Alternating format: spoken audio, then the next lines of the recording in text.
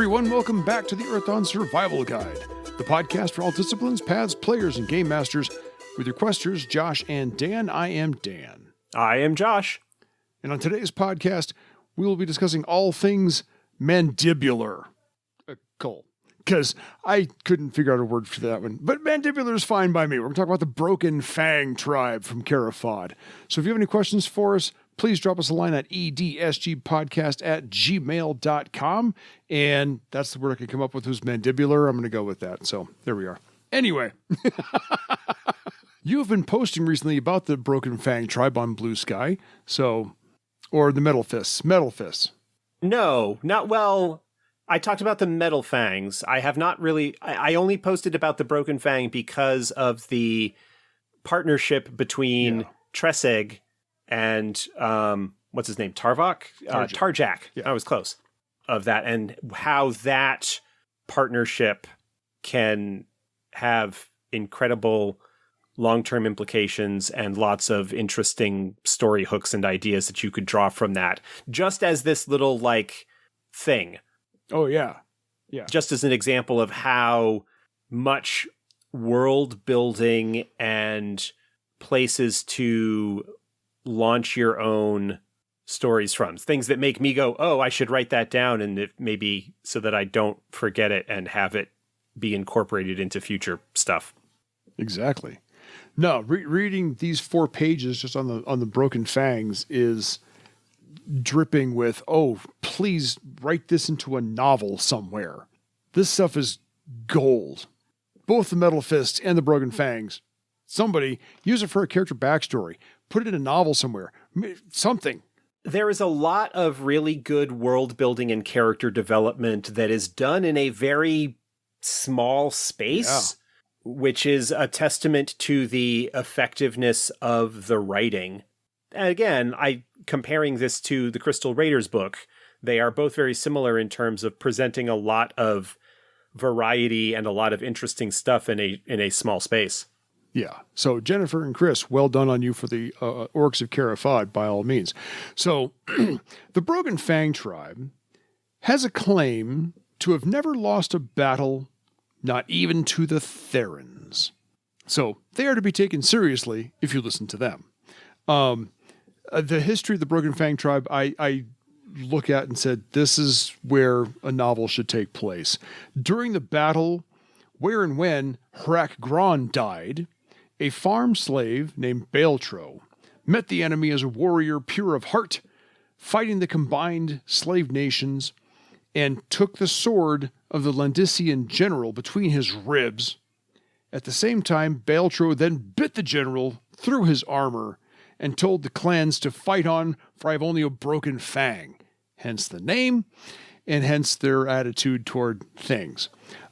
He was lying, because he also had a sword through his ribs, but, whatever works for the troops.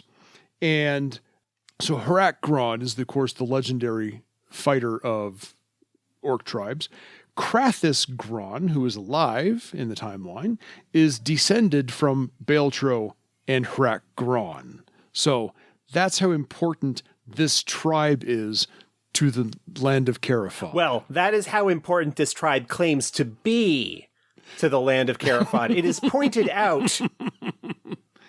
Yes. One of the things that is mentioned in the legend of this fight, the Battle of Gralin Field, which is this iconic bit from the history of Cara Fahd as a nation and sort of the ancient orc legends of the past.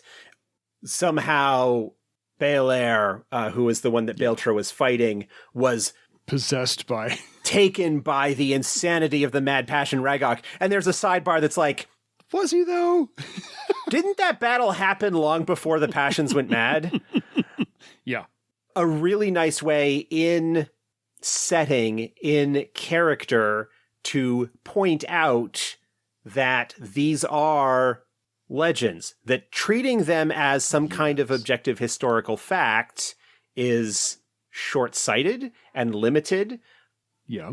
Because the stories that a culture or a people tell about themselves tell you a lot about what those people find important.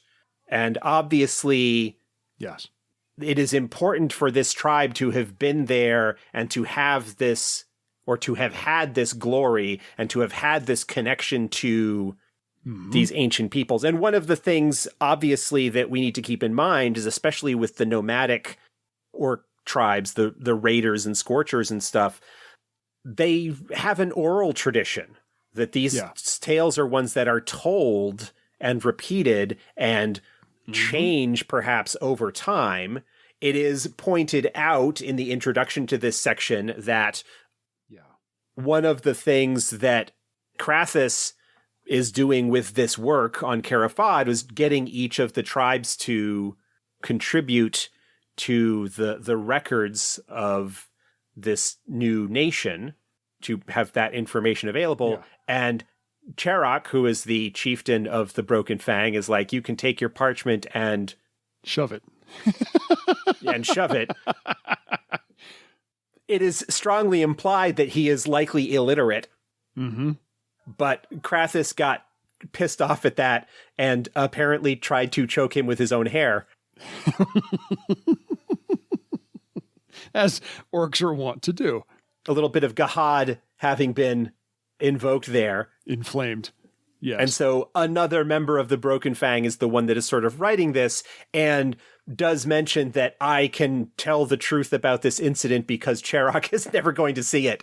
I can write down whatever I want. He'll never look at these things. But yeah, this oral history, this legend of we were there at the beginning, or we were there at the Great Betrayal, and our founder was this significant, important figure in this battle. It's like the idea of how when you hear people talking about reincarnation and who they were in past lives, they were always somebody significant. They were always somebody important. Yes. You don't have people talking about, oh yes, I looked into it and in a past life, a scullery maid. I was a scullery maid. I was a sailor who got scurvy and fell overboard. Whatever. Yeah. Died. It's always, I was somebody important. And that's a very similar kind of thing here of people making themselves out to be more than perhaps they were. Again, the truth of the tale is less important than what it says about the people and what they find important and what they consider significant. Yes. And the ideals they hold dear for that tale to continue on to the next generation. Yeah, and the legend ending with, and then the Theron took us, and we were the only ones that were free. Were you, though? Put up that image from Thor Ragnarok of Thor being like, is that really the case, though? Exactly. So the Broken Fang tribe, because I can't talk tonight, great for a podcast host, claims to be the last remaining of the 8 founding tribes. So they're still here throughout all of this. As we will find out later, they're not the only ones to claim such a thing. Exactly, but we're going through the book one at a time. But Growlin Field is the original name of the land that is now called Cara Fahd. So that piece of land is important to them, even though it's changed names now, and we all know names are important in Earth Dawn, more so than most games. They also claim that that they killed the Theron emissaries and stole the rights of protection and passage. So they didn't bother to pay for this. They just took what they wanted to. And they also stole the entire care of Cerbetta, and only the Broken Fang lived in that care. So no dwarven ways, no human ways, no nothing. All orcs in that care. And they said they survived and came out, found mounts, and rode out into the sunset. So here they are. They said they made it through the Scourge just fine, doing what they did. Yeah. We're talking about several hundred years in the past with a people that are very motivated to have a certain cultural outlook. I was going to say egocentric, but... Again, I don't want to make it seem like I am just saying these people are full of shit. No. But more that we need to, as readers, as game masters, as players here in the 21st century, where we have access to incredible amounts of information through a 6-inch by 3-inch bit of plastic and metal in our pocket. Device of some kind. Thinking about it the same way that we think about maps, right? We have a very different image of maps and what the world looks like because of the technology and experience and expertise that we have access to that is not really reflected if we want to be authentic to the experience of the peoples of Barsave. The sense of history being just a collection of facts is something that is, in some ways, relatively recent when it comes to human history and cultural development. Oral histories and oral traditions are something that is a lot more prevalent. Writing as a thing is only a few thousand years old.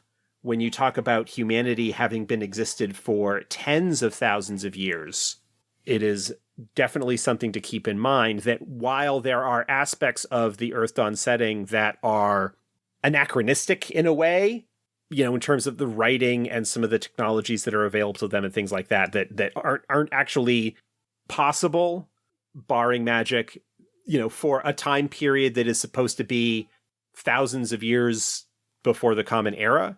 If we're going with, yes, this is set on Earth, the previous high magic cycle, blah, blah, blah. Yeah. Mm-hmm. Again, that's something to just keep in mind here, as this is the story that these people are telling about what has gone on in the past, and everything that goes along with it tells you about those people. So this tribe, sorry, I'm going to confuse tribe and clan again. I'm going to try not to. So this tribe of the Broken Fang consists of 14 clans. And yes, they break them down in here. I like the way that they do this as well. There's 9 heroic clans and 5 clans of the passions.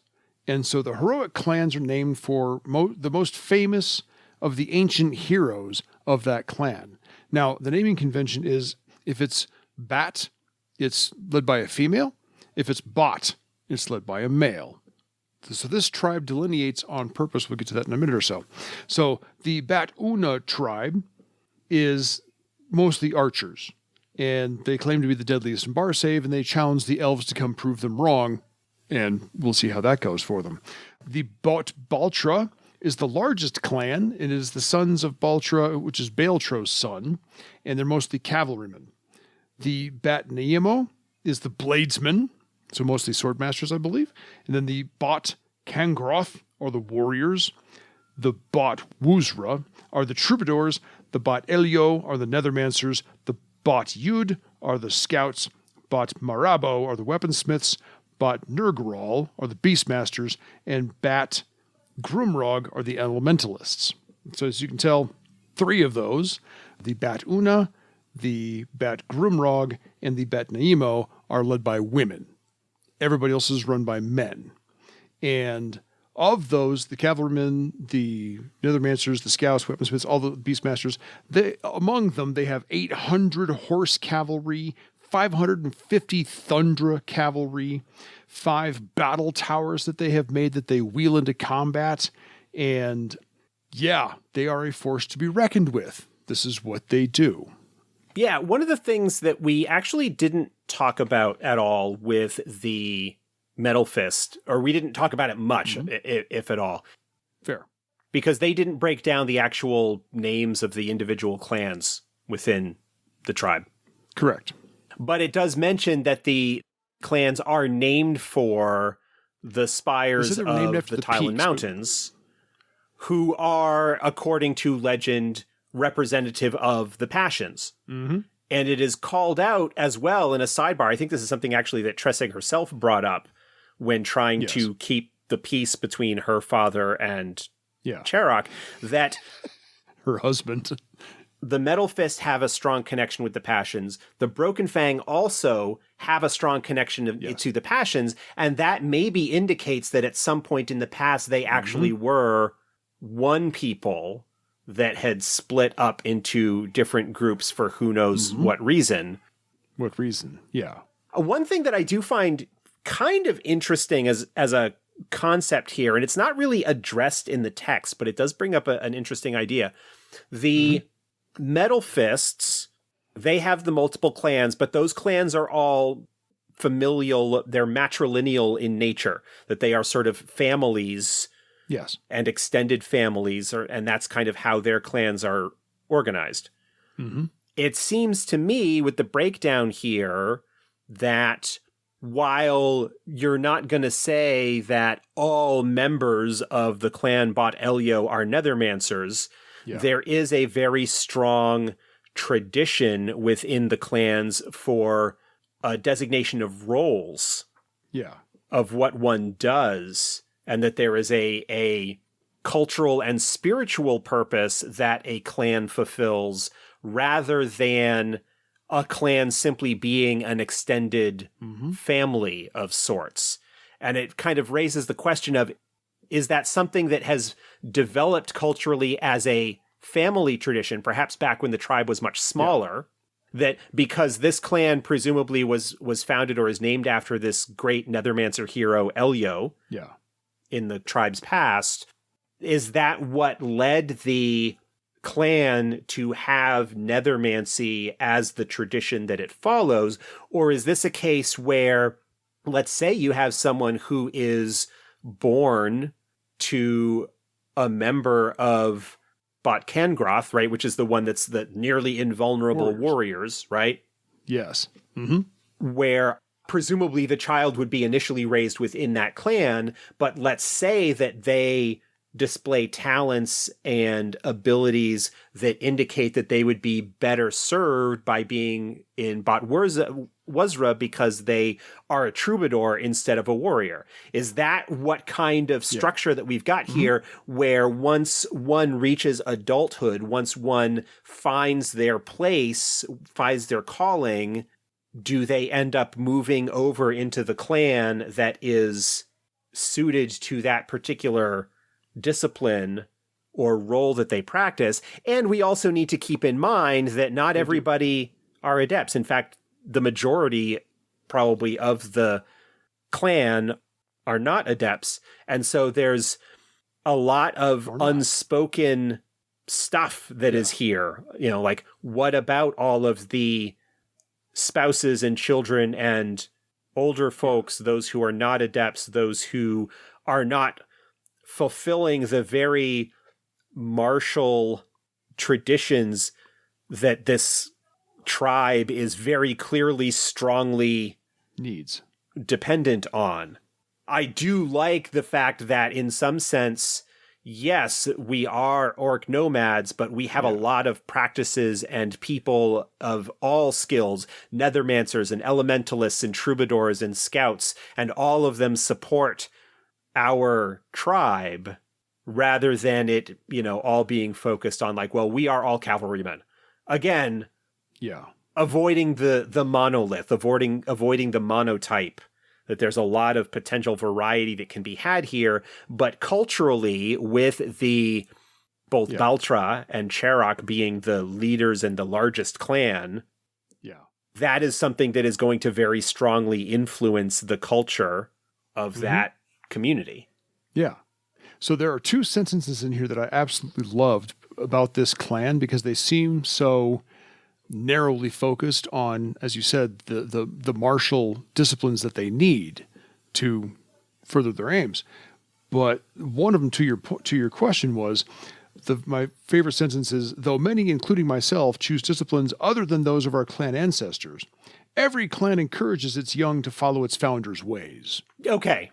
So if you're founded by the Nethermancer, they tend to try and shove you into that. But if they realize that you're not there, the second sentence comes into play, which is, only a tribe of dung-brained weaklings would allow their elders to choose a mount and path for them. So they're like, okay, we tried. If you're born into the Nethermancer clan, you don't like it, fine. We gave it our all.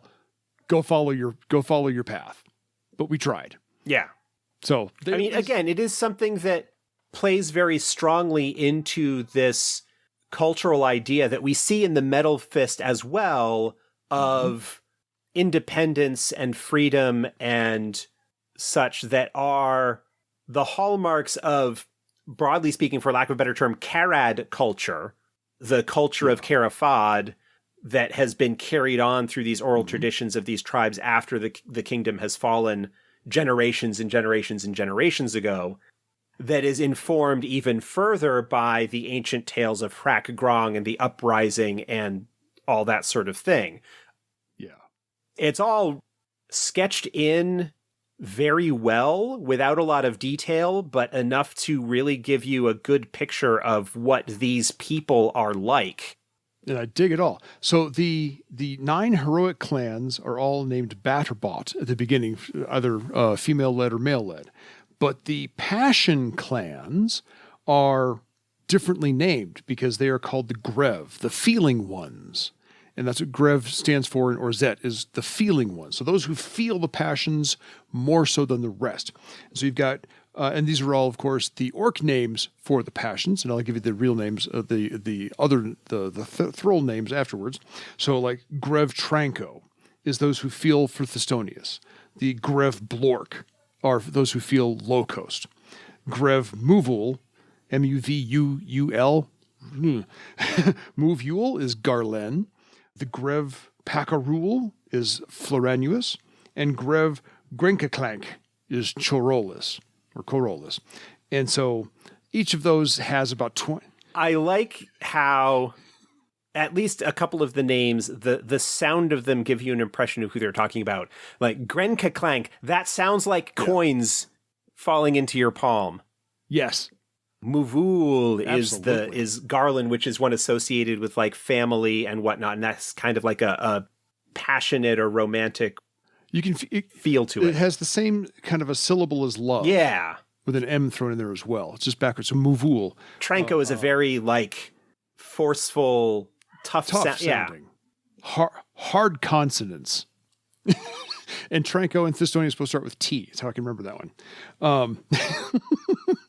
But they each have each of these clans, the Passion clans, have between 20 and 50 raiders each. Now, again, those are just the adepts in those clans because everybody else might be support groups, family members, and so forth and so on. Right. And it does mention that those clans tend to oversee the areas that their passion is related to, and they do produce the highest number of the tribe's questors. Again, a situation where the familial relationships in the family line carry those traditions on, because it is actually a lot more common in some regards for the family to have a craft that they carried on and that they passed on from parent to child and so on and so forth. I mean, that's where in English, at least, and in many of the other like Western European languages, where a lot of the surnames come from, is that's the craft. That is what their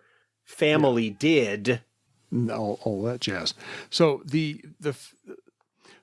so we mentioned that the Metal Fist is 8,000 members strong. At the time of the writing of this book, the Broken Fang is 5,601 strong, because I like that. That was a nice little. That is an amusing little detail. They're like, we number 5,600, but I just gave birth, so we're 5,601. It's like, well, I don't think you were actually 5,600, but I just like that. Yeah, I don't think you have an accurate count, but nicely done. Yeah. Stamp your importance down right now. Nicely done. So the Broken Fang has a set of customs on their own. So the Metal Fists had theirs. The Broken Fang customs are also nicely, richly detailed. Again, they're only spread out over 4 pages in this book, but that is chock full of ideas to use. Tattooing is among them. They portray the heroes and connections to them all over their body. Usually not the face, one of those things. But they also have the right of Unabo. Because I look at that word like Europe, and so I pronounce it Unabo, because it's EUNABO. Yeah, sure, that's how I would pronounce it. They're all made up, it's Scrabble words. We're going to go with that. When the 13-year-olds, when the children get to their 13th year, they are left in a herd. They are left there all day and all night, and either they are chosen if they're chosen by a horse, great, then they are cavalry. If they're not chosen by the horse, then they're left in the herd of the Thundra the next day. And if they're not chosen by them, then they got to make their way back to the tribe because they're not going to be part of the cavalry. And then they get to go find their other path. And that's where the whole line of only an elder would choose a mount and a path for them. Let the mount choose the rider. If the mount doesn't choose the rider, then they're not going to be a rider. They're going to be something else. So let the 13-year-old go choose their thing. The other thing that I like about that little bit there, again, to contrast this to the Metal Fist, because remember, we talked about the Metal Fist have this way of Dejoto, which is the true way of orcs, and all who do not follow this practice are false in some capacity. We wrap up this little bit in the text with... inferior. Even those who leave for a time invariably return, for the Broken Fang way resonates with all true orcs, and none would permanently succumb to any other life. Yes. So, there's your I think that's the rift right there between those two tribes. Those two, We talk about, that these actually were, at some point in the distant past, were actually one people. Mm-hmm. Yeah. Nothing is more disputing between similar groups than minor differences in philosophy or practice or dogma. Yeah. I'm reminded of the Emo Phillips joke about the Baptists or whatever it was. But basically the joke is I came upon this other guy and I'm like, oh, I'm a Baptist. Are you a Baptist? Oh, yes. Are you like Northern Baptist or something? And it goes through this whole thing and they're like, oh, fantastic. And they have all these things in common. And they get to find it's like, are you the Milwaukee branch or the Chicago branch? Oh, I'm a Chicago branch. Well, I'm the Milwaukee branch. So I pushed him off the bridge. Exactly. I am mangling it. Look it up. I saw him do it live. He opened for Weird Al, a concert that I went to. Yeah. He was the opener and he did that as his final bit. But that is a classic joke of Emo Phillips. But that's the sort of thing that comes to mind, is like these minor doctrinal differences can seem so immense. Also like the idea of nothing is more important than minor stakes. Talk about like small town politics, the kind of nonsense that can come up in like the person in charge of the PTA. Yeah. Is certainly an idea that one could have about why they are the way they are. And there are hints that could potentially be the case. Mm-hmm. The Metal Fist and the Broken Fang aren't actually that significantly different. But the chiefs of each tribe have a bit of a rivalry going, and each of them believes that they are the one true way that orcs should live. Both of them probably having been developed over generations and generations from whatever it used to be in the past, because, of course, cultures aren't static.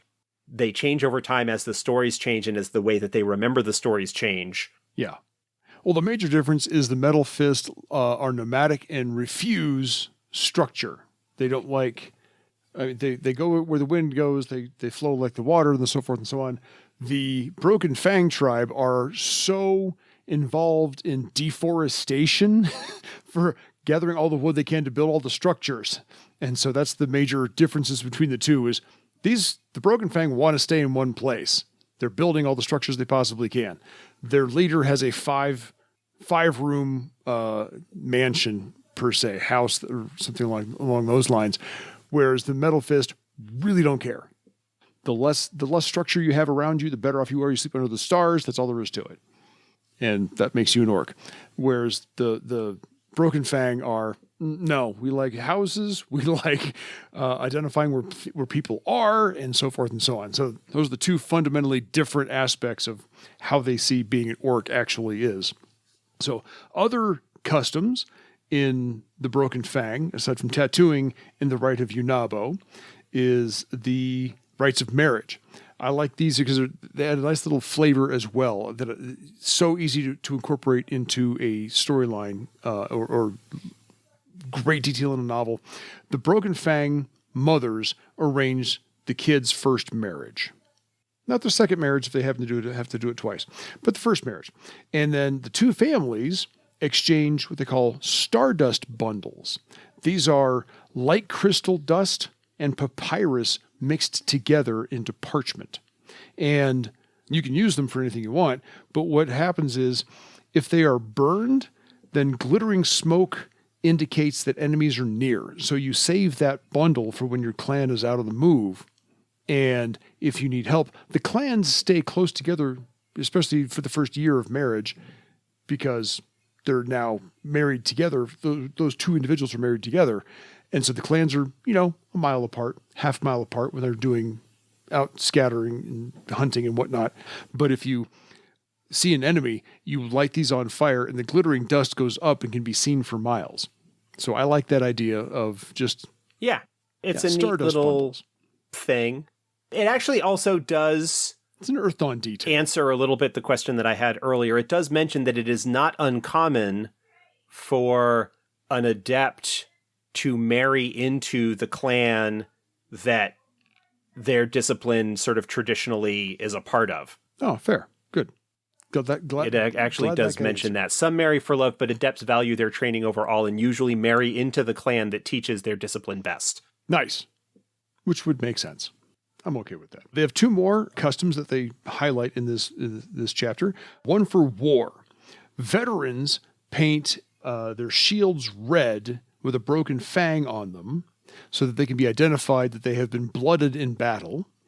And then also any fighters with family at home, wives, husbands, children at home, wear raven feathers so that if the battle cannot be won, those wearing the raven feathers can pull back and tell the legends of the veterans who will sacrifice themselves to, I can't say win the battle, but, forego the battle being won. And so I like that delineation so that the commanders... I thought they had never lost a battle. I know. They've never lost a battle yet, but they still signify just in case the battle is lost. Just in case. Just in case. Just in case. So I like the delineation that the commanders can see these things easily. This guy carrying a shield, that one wearing feathers. There you are. The rites of death, the customs of death. Chieftains pass the legacy and the possessions in this tribe of the Broken Fang to the eldest son. Now, usually, if they don't like the son, if they want to pass over the son, they can do so. That is their right to do so. But women only get chieftain if they fought at his side in the last battle. If they are bequested it. If they're bequested it and they have no son. So things like that. So this is the only way women in this tribe get anything. So it's a little different. And I love the sidebar on that one as well, which is many Broken Fangs, especially women, carefully plan to spend the chief's dying moments alone with him. Assassinations are common, for they are the only route to power for a woman without sons. This too, Tarshak and I will change. So, yeah, some politics going on there in the rites of assassinations, but there you are. The Broken Fang claim land from Claw Ridge south to the jungle.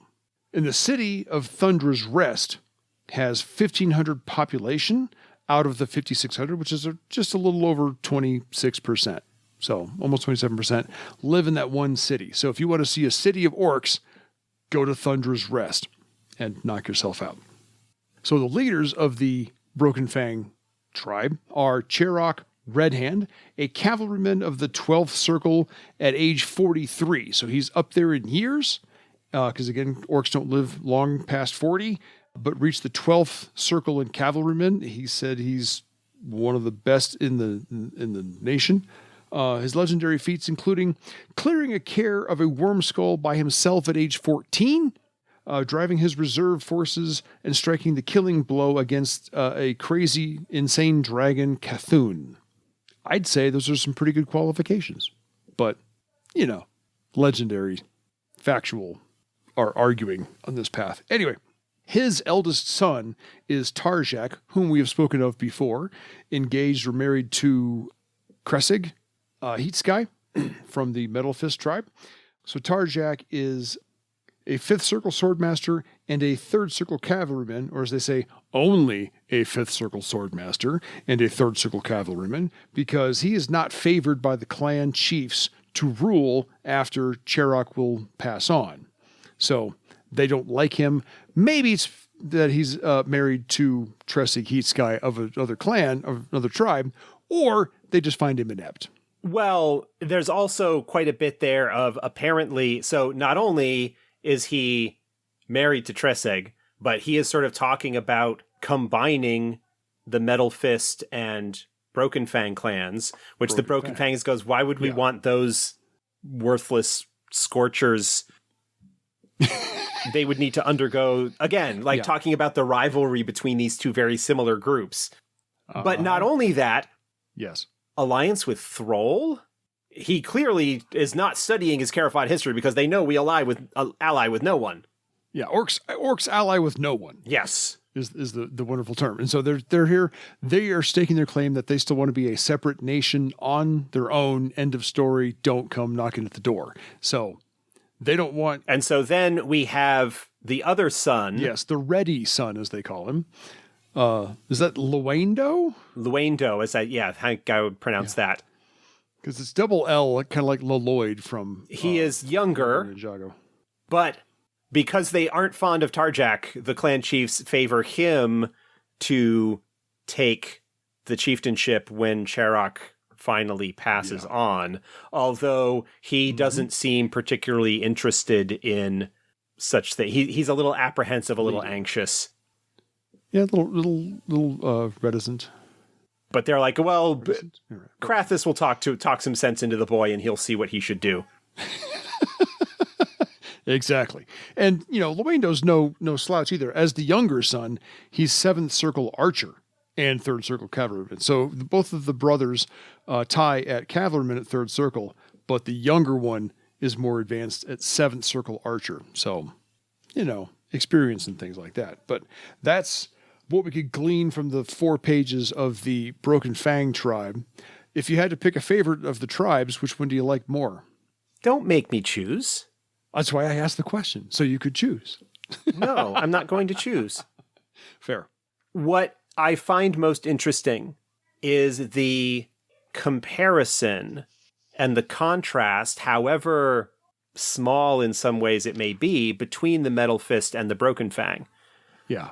These are two very similar groups. These are large, traditional nomadic orc cavalries, nomadic orc tribes that wandered the areas that they laid claim to, living in what they view as the traditional orc fashion, each with their own philosophical variation on how that is.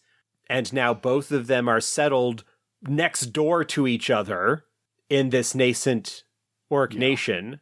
And all of the problems and conflicts and difficulties that come up as a result, they are both very recognizable as what one could consider traditional Earth Dawn orcs.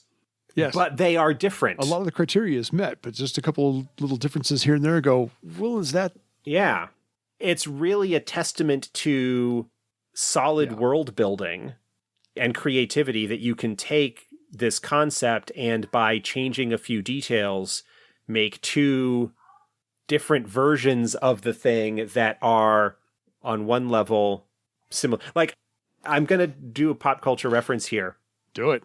You would have a dwarf scholar, right? Someone from Thrall coming and studying or getting to know these 2 tribes and being like, I don't understand what the difference is. And I'm picturing the classic Star Trek episode.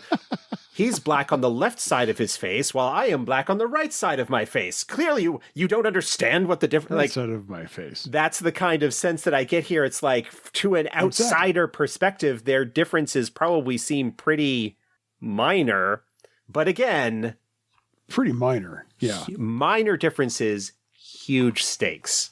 You add into that the generations of martial tradition, of cultural tradition, and no doubt unrecognized cultural trauma as a result of the ancient history of the orcs that kind of informs these ways. It's great. I love it. Oh, yeah. No, this is one of my favorite reads in the last little bit for Earth Dawn research. Enjoying this third. For the most part, every time that we dive deeply into one of these cultural groups, you come away with a feeling of, these guys are awesome. I want to play them.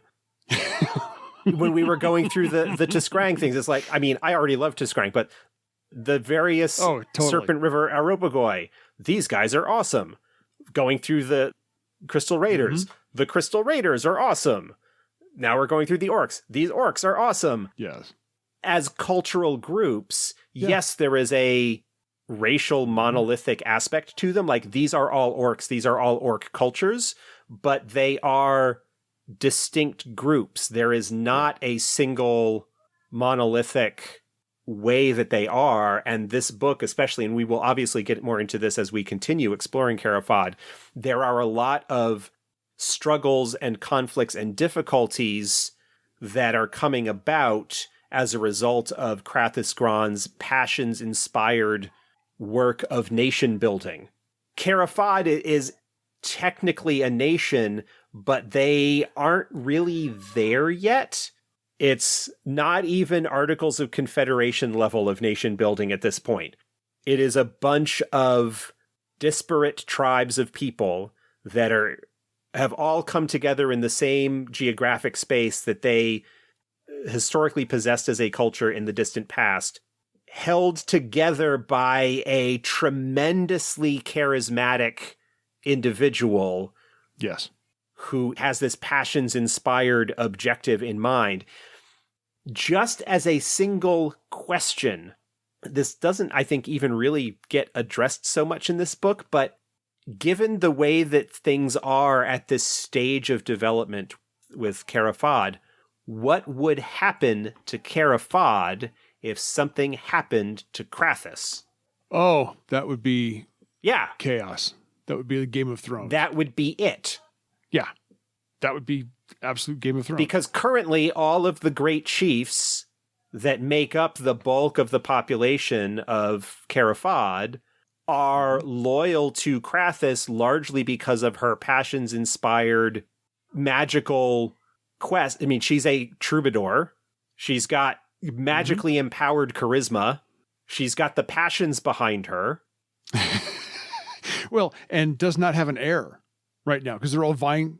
Yeah, and does not have an heir and is sort of like doing her best to hold this nation together long enough to have it actually become a nation. And there are individuals that really believe in that mission.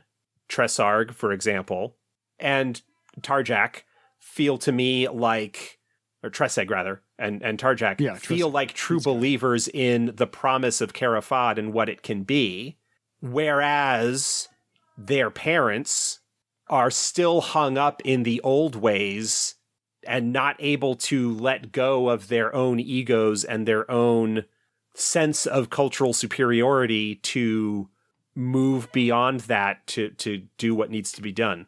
Yeah.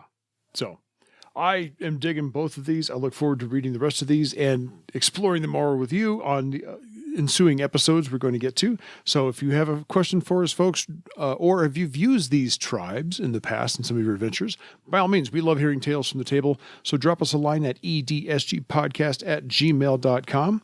And until next time, go bequeath your legends and lore for your legend. Good night, everybody.